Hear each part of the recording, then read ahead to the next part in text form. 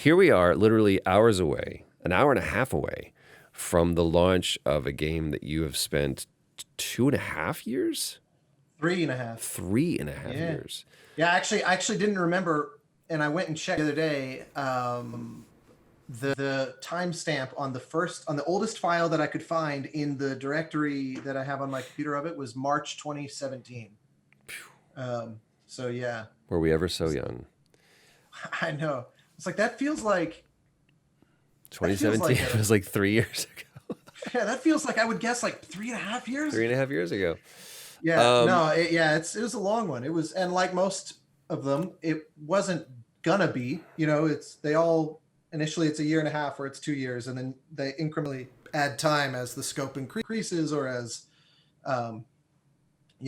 you hit some tech related delay or there's an opportunity to do this or that. Like I don't remember, for example, when it came up, but the game is simultaneously shipping on PS4, PS5, the Epic Store, and the one that truly blows my mind, Apple Arcade. To celebrate that, like I'm going to be playing this. I know. Today is a great week. I had to bail. For tech. My PS5 is imminent. And you managed to get one? I totally dropped the ball on that. Yeah. I got one. It should be coming in tomorrow, I believe, or Friday. You bastard. Whenever. And then with that also the new iPhone. So it's like I can play. That's what's crazy about it. I can play this game on either of those two devices. It's pretty bananas. So if you weren't paying attention to the description, what we're going to do is we're going to do a little late night playback of the last 3.5 years or of these 6 songs that represent just a small cross section of the last 3.5 years of Austin's life, and we'll be kind of talking over it because I want to know more about like what is this, and as we're listening to it live, I'm listening to this for the first time, maybe as much as you are, or in the same way that you are.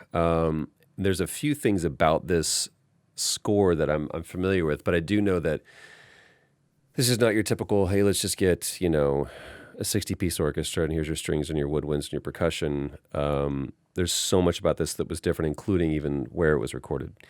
So to kind of kick this off, this is track 1, also known Theme. as None Have Returned.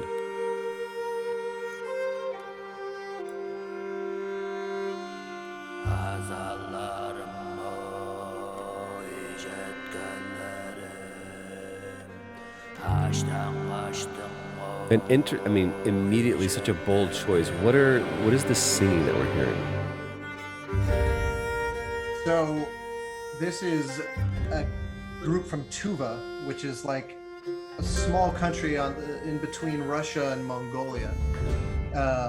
And they're Tuvan throat singers. It's a group called the Alash Ensemble. And Tuvan throat singing is one of those things that's like, it's a tradition, a very specific sound, a very specific thing. And these guys are some of the best in the world at this. What was the inspiration for that? Like, whoever goes, like, you know what I need? I'll tell you what I need. I need some Tuvan throat singers. Like this game just screams Tuvan throat singers. It's like, how do you get that idea for this? Like, where does that?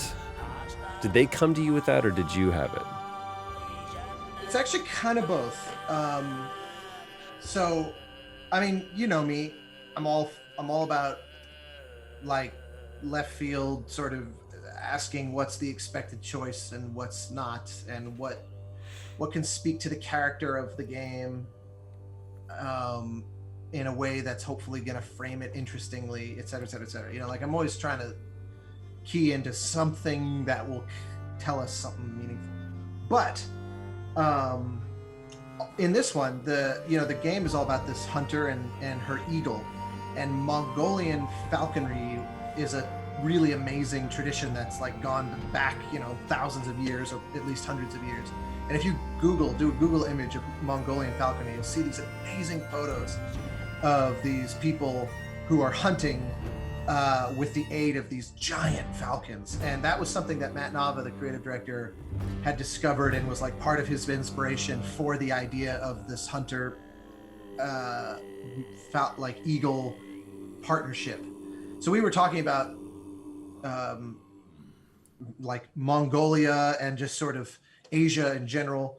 But the thing that was interesting is that was just the leaping off point, because it's not like it's not the game pulls from all over the world. That was just sort of the very first thing that made me go, well, throat singing is it's an amazing color. I wonder if I know anybody that, like, I wonder if I can kind of find a road. And then these musicians, actually the people I do Journey Live with, were doing this chamber ensemble in Chicago called the Fifth House. They were doing a joint artist residency with this group, the Alash Ensemble, where those three guys were going to come. They were going to tour in the US, and then the Chicago guys were going to go to Tuva and perform. And they were doing like modern classical music for throat singers and chamber ensemble. So they basically said, you should hook up with these guys. And they connected me, and it was like instant. This moves us into the next track that you selected, which is track number 4, From the Antlers. So this, using that as a jumping off point into this, and this is much longer of a cue from the previous. Yep. And what's so funny is listening to it even now, like I hear some like, everybody has they talk about it, people having different artists having a voice. Writers have a voice, singers obviously have a voice, actors can have a voice. Like there's a specific thing that they do. And now, not only just after listening to the music that you've done and the different projects that you've been a part of, but also knowing you as a person, as a friend, I can begin to identify as like, that's like, there's your fingerprint. I can see the smudginess on your score sheet. Does that draw you to get out the Windex and clean the smudges off of there? I feel like that's. But there's just I never in your music do I hear like you said, I never do the obvious choice. And you play with dissonance a lot. I mean, sometimes the obvious choice is, I have that idealistic idea that there's probably interesting here, and yet not obvious. Hopefully it can be fresh. It can feel like, even if I'm not reinventing the wheel, like, oh, that's a cool take, like, or that's an interesting way into that. But these are by and large, like this cue right here, this is happening in an abstraction. There's no dialogue that's happening over this, correct? Yeah, correct. So this particular one is the majority of the score actually, of the open world, just free form wandering of the island, because it's a sandbox game. There's no levels. There's no there are moments that kind of carve themselves out, but it's technically open world at all times. Like there's never any point where you're sort of funneled, really, not really. And so the result is that the music has to be with you wherever.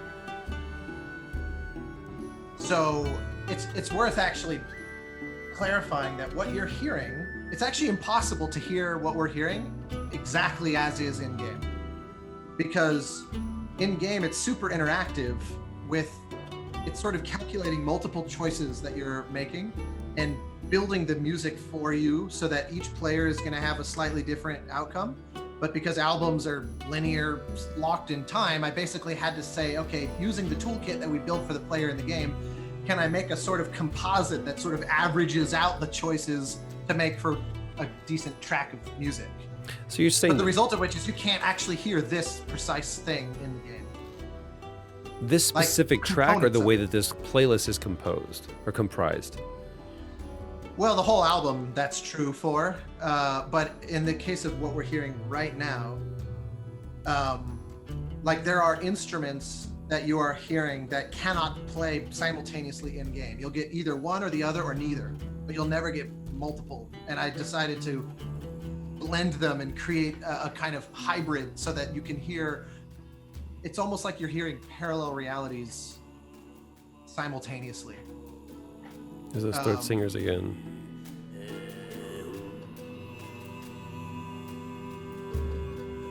And the percussion instrument they're using too, it sounds just like literally just brushes. Yeah, there's a lot of that. And that sound here, that sort of higher pitched, that's the iggle. And you hear the whistle, the sort of whistling that, like, Yeah. they do that while they're throat singing. That's what you're hearing. That's one guy making two sounds. It's very amazing. That Yeah. sounds like a woodwind or a reed instrument. I know, it's otherworldly. It's so amazing and beautiful. And it's not random. It's like they control it. Like it is a form of whistling almost, except that it doesn't look like that's what they're doing. You look at them and they're just kind of like, and then this sound is coming. It's amazing.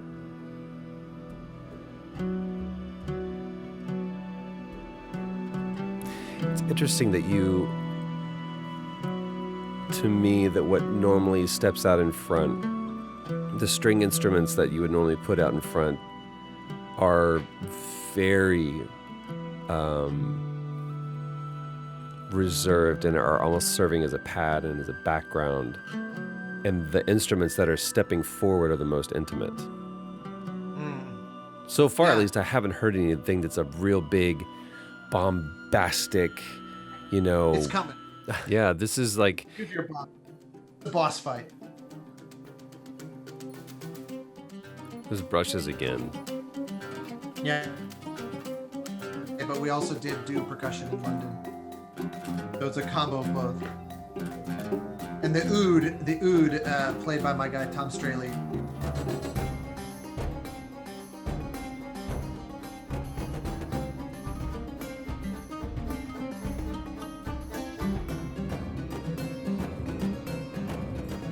Is that a plucked instrument or is that a... Yeah, I mean, there's a bunch all kind of stacking, but a lot of that's the Alash guys again. This chaka, and then the Dash Bulur, which is kind of like a banjo. How do you hear this in your head? Like, is it more the stacking of ideas, or do you hear this? Is this what you hear in your head, or do you just start with one thing and then build off of that? Like,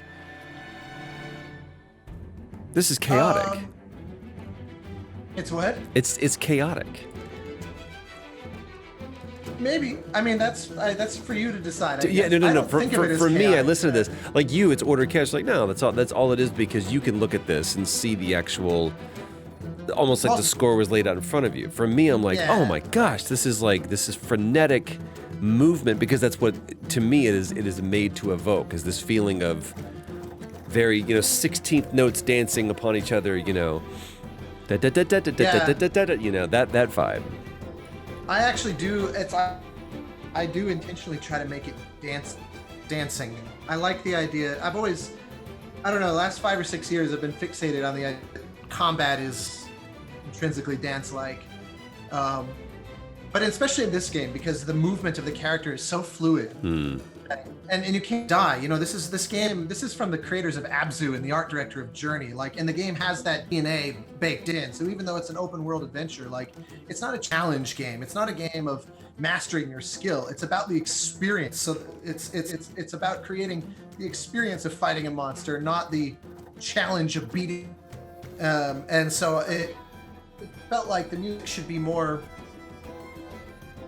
about describing that experience than turbocharging the player to kind of all amped up. And I mean, there is this element of that, it is just supposed to be exciting on some level, but to me, I don't know, it had a room to be more elegant and less about adrenaline and danger and more about, this is maybe hopefully oddly beautiful in some way. I don't know, maybe I'm under massive illusion.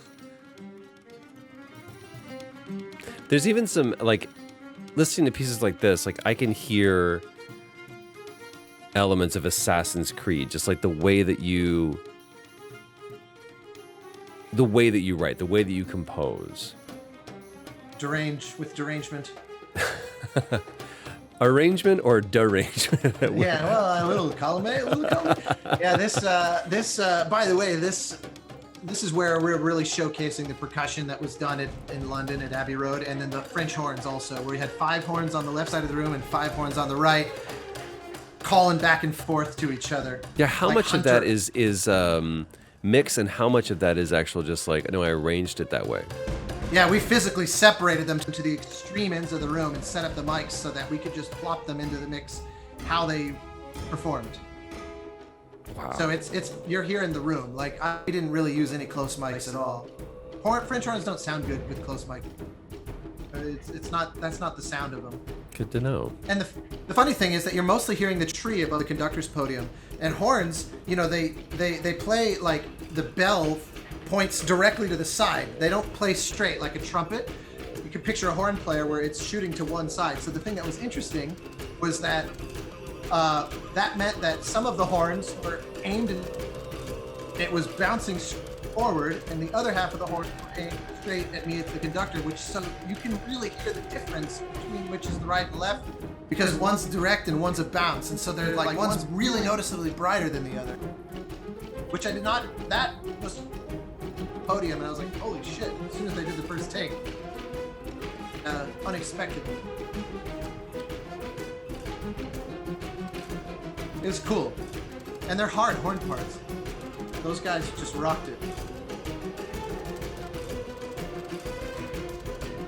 It's great to even just, without looking at the time, understand that we're building to something. But even still, this is something that you're curating. This is not something that I necessarily would have inherently experienced in the game by myself. Like, you're essentially not just putting down a track, but you're actually talking about, or you're trying to capture an experience. And when making the album. Right. So like this what we're hearing, you're like, I had to kind of reconfigure. This isn't, like you said, this isn't just a track you would hear in the world. This is an experience. Yeah, elements. It varies almost second by second as we go. Like what you're hearing right now is like a cutscene. So I mean that one's verbatim in game, as it is now. It's the most peaceful and calm too. Yeah, well, it's the hey, you did it. Let's show the moment. You're not afraid. I'm being very deliberately unspoilery here. Yeah, there's these beautiful moments where you're not afraid to use. I don't want to be in any way reductive, but like there's typical formulas. There's go-tos that you can go to that go-tos that you go to that are inherent. Not reductive at all. Yeah. This number of words per sentence. Go-tos to go to. Just like it is like right here, like what a single cello means. So that's a bass. It's an upright bass. That's bowed? Yeah.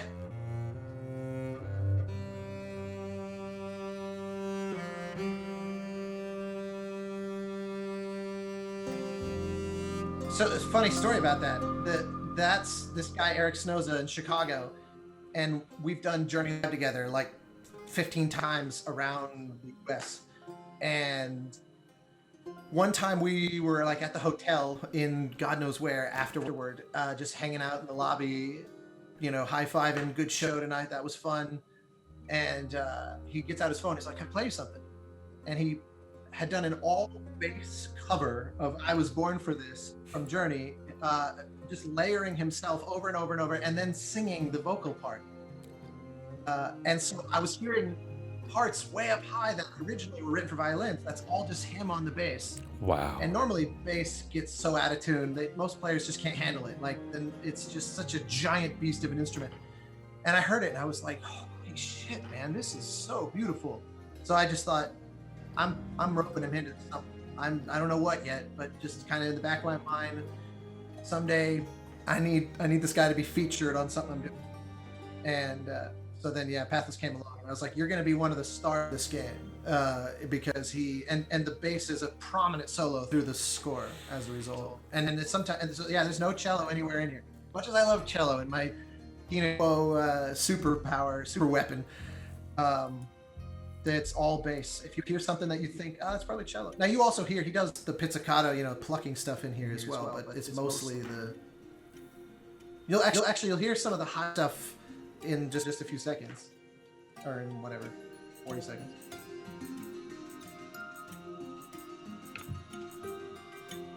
This cue is in a secret area of the game that's entirely possible to never find. How do you feel when you write something for that? Is there a part of you that you have to surrender yourself to the fact that, I mean, I guess it could be said that like there's an entire, section of the world that simply doesn't play games, that will never hear the music that you're writing for a specific game. But I mean, is there something you're like, if they don't go down this stair, like a perfect example of the song in BioShock Infinite was, if you went down this staircase through this door, opened and picked up the guitar, then this moment would play. Right. How do you write with the same level of commitment when there's a chance that no one could ever hear it? Not just that. I mean, there's some cues that are so hard to find that it's almost guaranteed that most players will never hear them.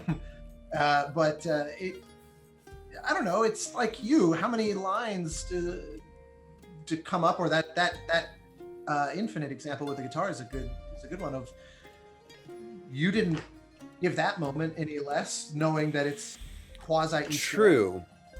But I guess there's a, like, for the ones that do find it, we make it that much more special, I suppose.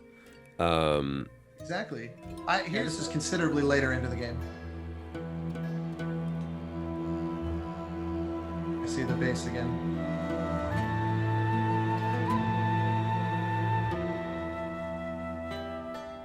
There's like violins that are hanging out in the back. Yeah, they're mixing with the woodwinds, right? Like the flutes and the violins are. Yep. Almost all the winds in this game are played by one person. This woman in Florida, Kristen, who plays like 135 instruments. Yeah. When did you track the majority of this?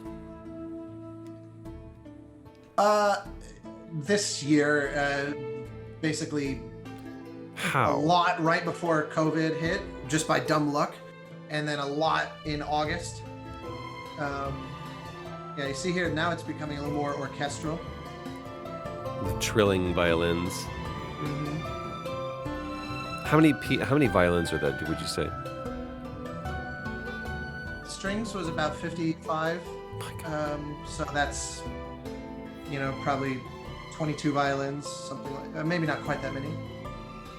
I can't remember the spec that I plotted, but it was like usually it would be something like. What does that mean? Does that mean there's 55 parts, so there's 22 violins that are playing twice, and then one extra? No, well, it would be because there's violas, cellos, and basses in there too, so it's a full string orchestra. Okay. So you're saying 22 violins. So so orchestras typically break into 5 parts: violin 1 and violin 2, viola, cello, and bass. And so violin 1 is usually the biggest section. So let's say there's 12 of those. We'll have maybe 10 second violins. So that's where you get 20, 21 violins, but they're playing separate parts. They don't have to, but they usually are playing separate parts, kind of like soprano and alto kind of thing.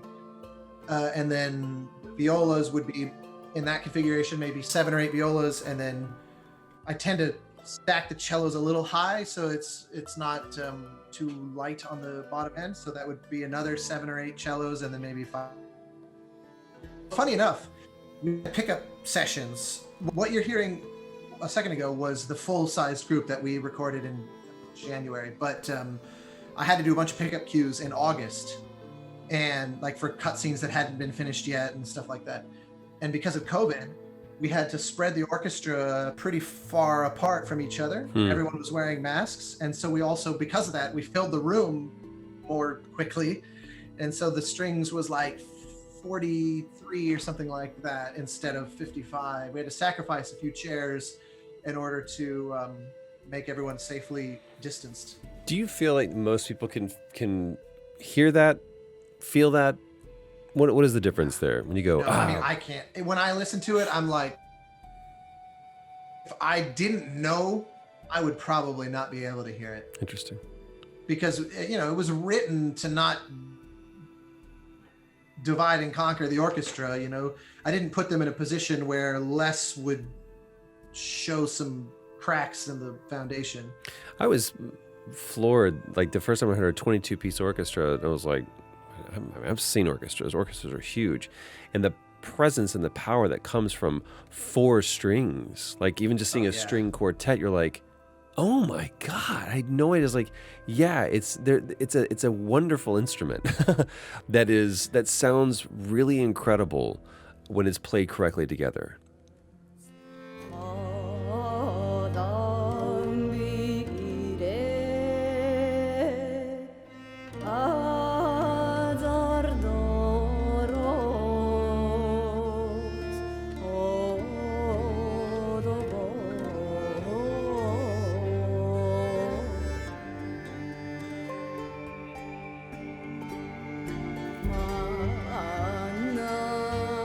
Made brilliant use, in my opinion, of, again, we've talked about intimacy and reduction and making things smaller, but the singling out, because this feels like a very singular experience as you play through this game. It's not a world that's populated.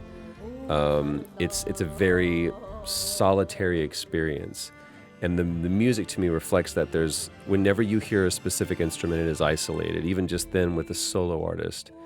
And the things that have a tendency to stand out are actually the ones that are providing, like, again, the backdrop, just like the world and the color palettes and the environments that you're in.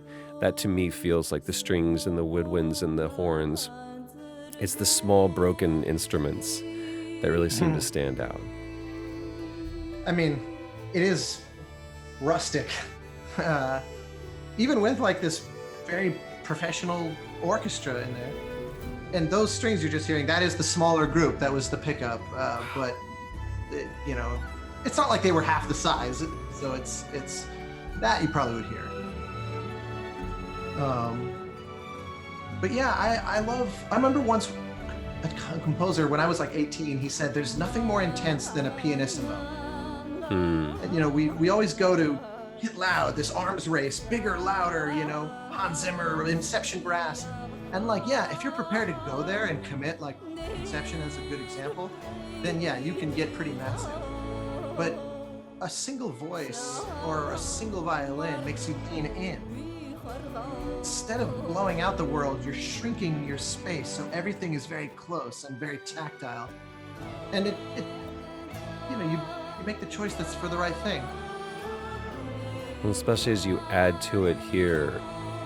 Yeah, we got to call out that you're in there. There's a whole choir of about 8 or 9 people behind her vocals, including you. And you gave me 3 octaves. You gave me 3 different passes, so there's 3 of you in there actually. A couple people gave me 2. You're the only one who gave me 3.